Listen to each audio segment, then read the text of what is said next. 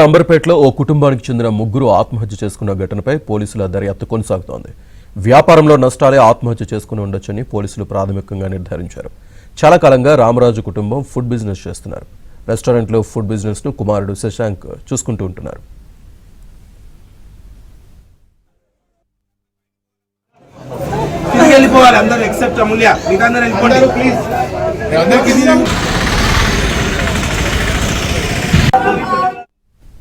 అయితే మాధవి మొహంపై దిండు పెట్టి ఊపిరి ఆడకుండా చేసి చంపినట్టు ఆనవాళ్లను పోలీసులు గుర్తించారు.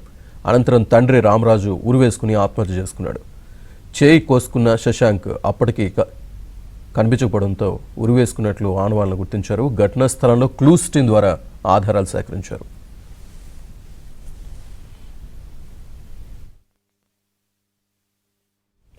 మరోవైపు ఆస్తులను సోమవారం కూతురు పేరు మీదకు బదలాయించినట్టు సమాచారం. ఆత్మహత్యలపై అంబర్పేట పోలీసులు లోతైన దర్యాప్తు చేస్తున్నారు. ఇప్పటికే మృతుల మొబైల్ ఫోన్లను పోలీసులు స్వాధీనం చేసుకున్నారు.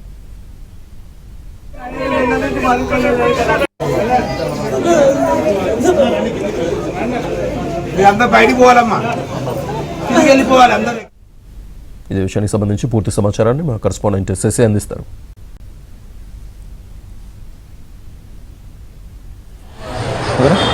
అంబర్పేట్ బాపూజీ నగర్లో విషాదం చోటు చేసుకుంది. ఒకే కుటుంబంలో ముగ్గురు ఆత్మహత్య చేసుకున్నారు. ఈ ముగ్గురు మృతదేహాలను ప్రస్తుతం ఉస్మానియా మార్చిడికి తరలించారు.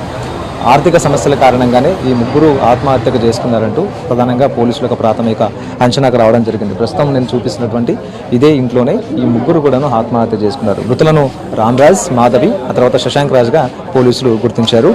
రామరాజ్, మాధవి దంపతులు, వీరికి శశాంక్ రాజు కుమారుడు. అయితే నిన్న రాత్రి తెల్లవారుజామున 3:30 గంటల ప్రాంతంలో రామరాజ్ తన మిత్రుడైన రవికి వాట్సాప్ ద్వారా ఒక సందేశాన్ని పంపాడు, తాము చనిపోతున్నామంటూ. సో ఇదే నేపథ్యంలో ఆ మెసేజ్ చూసుకున్నటువంటి రవి మిత్రుడు ఉదయమే తెల్లవారుజామున ఇంటికి వచ్చి చూడగా అప్పటికే ఇద్దరు ఫ్యాన్కు ఉరి వేసుకుని కనిపించారు. మరొక వైపు ఇటు మాధవి కూడా మంచం మీద అచేతనంగా పడి ఉండడాన్ని గుర్తించి వెంటనే పోలీసులకు సమాచారం అందించారు. దీంతో పోలీసులు ఘటనా స్థలికి చేరుకున్నారు. ఘటనా స్థలికి చేరుకుని ముగ్గురు మృతదేహాలను కూడా ఉస్మానియా మార్చిడికి తరలించడం జరిగింది. అసలు ఈ ముగ్గురు ఆత్మహత్యకు పాల్పడడానికి వాస్తవానికి ఆర్థిక సమస్యలే కారణమేనా, లేకపోతే ఇంకా వేరే ఏదైనా కారణాలు ఉన్నాయా అనే అంశాల గురించి వాళ్ళ బ్రదర్ ఉన్నారు, అంటే మృతుడికి సంబంధించినటువంటి బ్రదర్ ఉన్నారు, ఆయనతో ఒకసారి మాట్లాడే ప్రయత్నం చేద్దాం. సార్, మీరు ప్రాథమికంగా ఏమనుకుంటున్నారు? నిజంగా ఆర్థిక సమస్యలు ఉన్నాయా రామరాజు గారికి?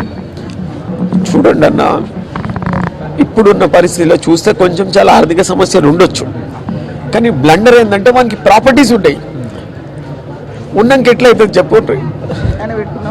హోటల్స్లో ఏమైనా అయ్యి ఉండొచ్చు, చెప్పుకోరు కదా. హోటల్ నడుస్తుంది, నేను అప్పు చేసినాను ఎవరెవరికి చెప్పారు కదా. కానీ వాడికి ఆస్తులు కూడా ఉన్నాయి కదా. ఇది ఒక పరిష్కారం అయితే కాదు కదా.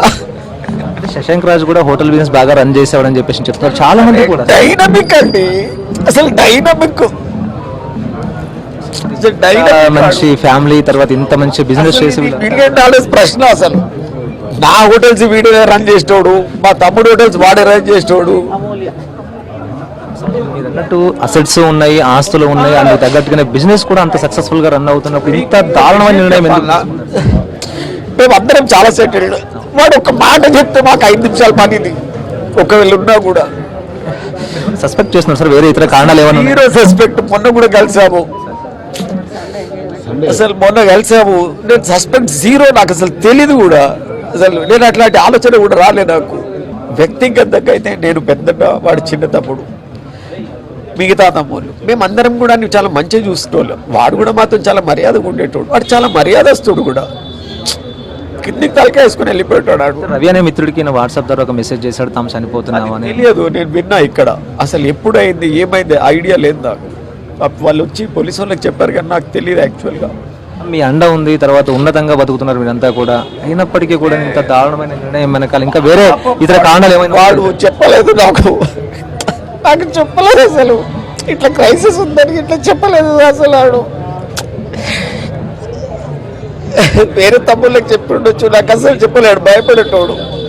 ఎప్పుడు మాట్లాడారు సార్ మీరు చివరిగా ఆయనతో? మీరు ఎప్పుడు? మొన్న సండే నైట్. కూల్గా ఉంటాం మేము చాలా. ఎప్పుడైనా మీతో మాట్లాడుతున్నప్పుడు ఎక్కడన్నా బాధ, తర్వాత ఆవేదన కానీ ఏం అనడు అసలు.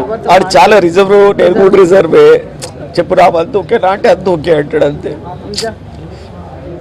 అది తప్పేం తెలియదు అసలు, నిజంగా తెలియదు అసలు. ఇది ఈ కుటుంబ సభ్యులు కూడాను తీవ్రమైనటువంటి షాక్లో ఉన్నారు. అసలు ఉన్నతంగా బతుకుతున్నారు, వ్యాపారాలు ఉన్నాయి, మరోవైపు ఆస్తులు కూడాను అలాగే ఉన్నాయి. అయితే ఎందుకు ఇంతటి దారుణమైనటువంటి నిర్ణయాన్ని తీసుకున్నారా అన్నది ఒక ప్రశ్నగా మారింది. సో మొత్తానికి ముగ్గురు మృతదేహాలను మాత్రం పోస్ట్మార్టం నిమిత్తం ఉస్మానియా మార్చుకు తరలించారు. మరోవైపు శశాంక్ చేతి మీద ఇప్పుడు గాయం ఉంది. సో వీటి మీద కూడాను పోలీసులు పిఎంఈ రిపోర్ట్ తర్వాత ఒక క్లారిటీ వచ్చే అవకాశం ఉందంటూ కూడా ఇటు పోలీసులు సైతం చెప్తూ ఉన్నారు. ఉస్మానియా మార్చురీలో పోస్ట్మార్టం తర్వాత వీరి మృతికి సంబంధించిన అంశాల మీద ఒక స్పష్టమైన క్లారిటీ వచ్చే అవకాశం ఉంది. మరోవైపు ఇప్పటికే సూసైడ్ నోట్ కూడా లభ్యమైందని పోలీసులు చెప్తున్నారు కాబట్టి ఆ సూసైడ్ నోట్లో ఏముంది అనే విషయాల గురించి కూడా క్లారిటీ రావాల్సి ఉంది. కెమెరా పర్సన్ సంతోష్తో కలిసి శశి, ఏదైనా ఆంధ్రజ్యోతి.